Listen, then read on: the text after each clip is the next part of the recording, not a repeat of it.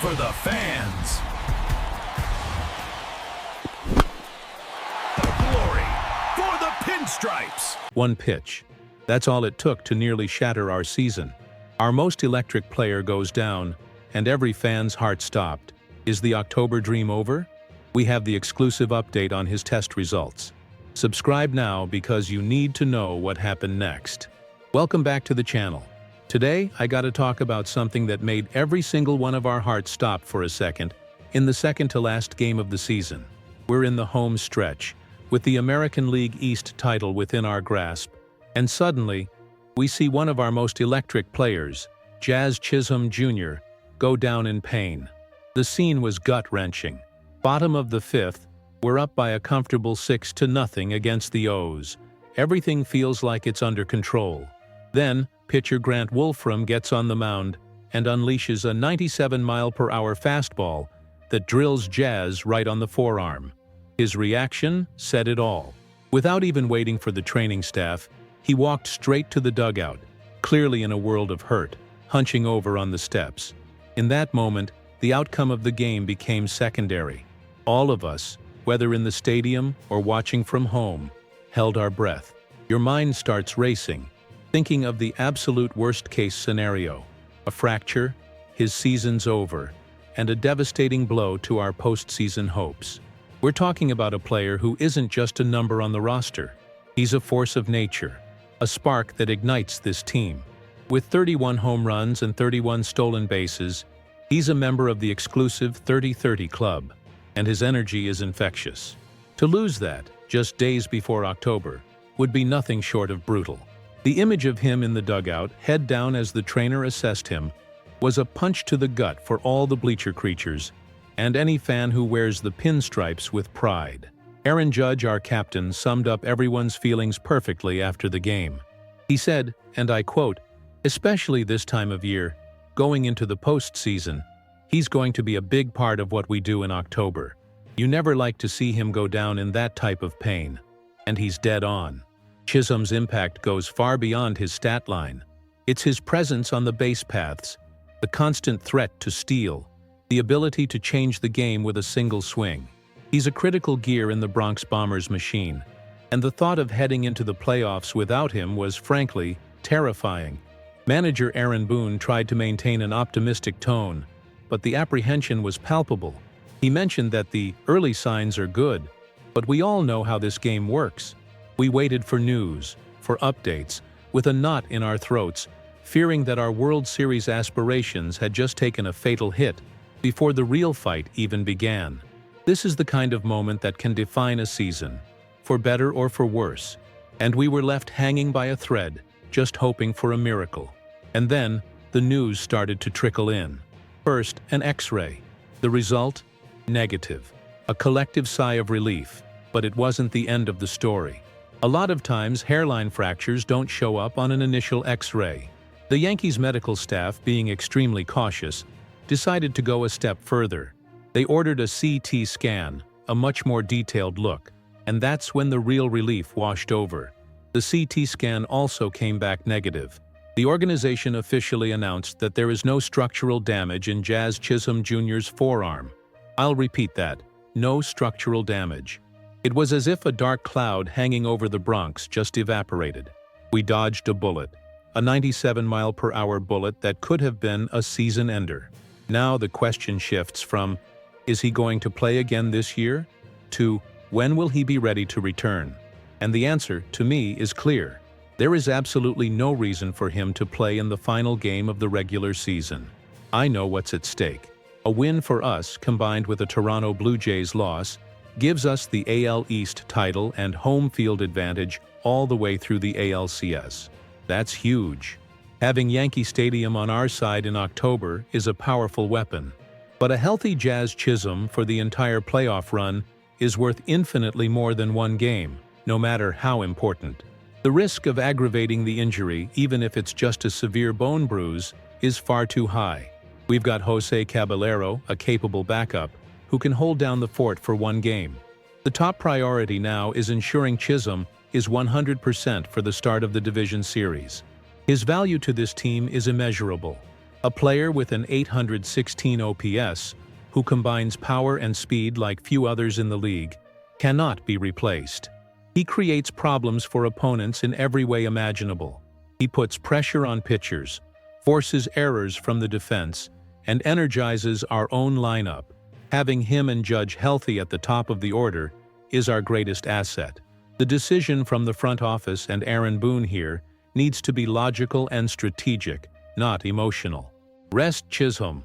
Let him heal. We'll trust the rest of the roster to try and clinch the division on the final day. But no matter what happens, we need our starting second baseman ready for the war that truly matters. The hunt for World Series ring number 28. This scare served as a brutal reminder of how quickly everything can change on a single pitch.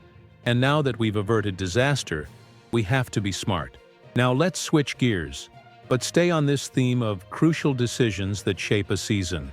While we were all focused on Chisholm's health, a report from Andy Martino at SNY dropped a piece of inside information that is, to say the least, shocking. Let's rewind the clock to the trade deadline at the end of July. The team's situation was a lot different. We were in a slump. Aaron Judge was on the IL with that elbow issue that, for a moment, we all feared might require Tommy John surgery. Panic was setting in, and the narrative in the media and among some fans was that maybe we should consider selling, giving up on the 2025 season, and trading players to build for the future. It was a dark thought, but it was being discussed, and according to Martino, it was discussed even within our own front office. And here's the bombshell. The Yankees reportedly had preliminary discussions with the New York Mets about a trade that would have sent our center fielder, Trent Grisham, to Queens in exchange for third baseman Brett Beatty. Yes, you heard that right. A trade with the Mets. A crosstown deal that would have drastically changed the look of our team. The logic behind the discussion, at least on paper, makes some sense. At the time, we had a desperate need at third base, especially after Oswaldo Cabrera's ankle fracture. Batty is a former top prospect, a left-handed bat, and most importantly, he's under team control until 2029. He would have filled a long-term hole. For the Mets, they needed a rental center fielder for their own playoff push, and Grisham, a Gold Glover, would have fit that bill. Thankfully, as Martino points out, those talks never got very far, and thank God for that. Looking back now, knowing what we know, that idea seems almost absurd. The front office, led by Brian Cashman, made the correct and courageous call. They didn't sell. On the contrary, they bought. They got aggressive. They acquired Ryan McMahon from the Colorado Rockies to solve the third base problem. And crucially, they kept Trent Grisham. That decision to believe in this group, to not throw in the towel, was the turning point of our season. It was the declaration that this team, the Evil Empire, never settles for quitting. And Trent Grisham has become a symbol of that resilience. And that brings me to the impact Trent Grisham has had since that trade deadline. He wasn't just a player we kept. He became one of the core pieces of our success. Many saw him as a secondary piece in the blockbuster trade that brought in superstar Juan Soto, but he has proven to be so much more. Let's look at the numbers because they don't lie. This season, Grisham is hitting .238 with an on-base percentage of .349 and a slugging percentage of .469. He has hit 34 home runs and accumulated a 3.2 FWAR, wins above replacement. Those aren't the numbers of a role player.